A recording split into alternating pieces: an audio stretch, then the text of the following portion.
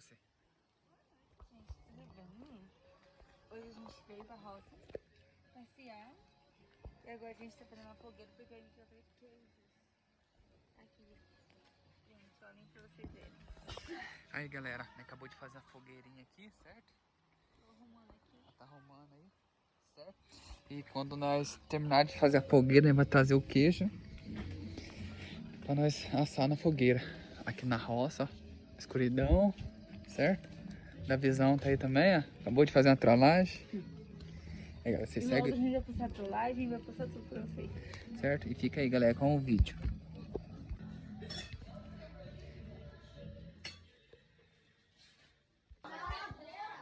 Aí galera, tá pondo o queijo no palito.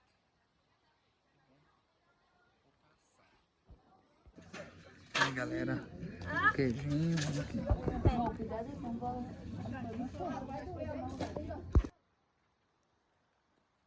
Aí galera, vamos aqui fazer agora.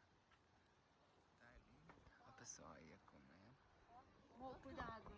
Minha mão, é minha mão, é minha mão. É bom só ter brasa. Fogo não é bom não, porque o fogo queima.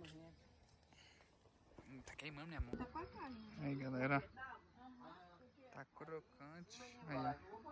Vamos terminar de comer ali, galera. Aqui galera, vamos ter... Aí ó.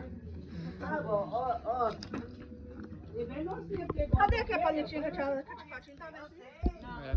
Vai ter que eu. Aí galera, eu pus um pedaço de pau maior.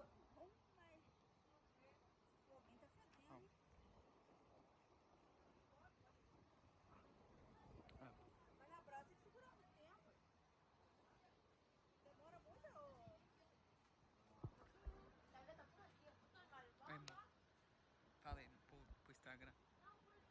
Gente, agora nós vamos aqui na fogueira fazendo queijo. Eu, Monique, minha prima, e as crianças e minha tia. Bem na paz. Carnaval pra gente. Carnaval de 2025. Nosso carnaval está diferente. No meio do mato, fazendo um queijinho. No meio do mato. Nossa, não tem medo.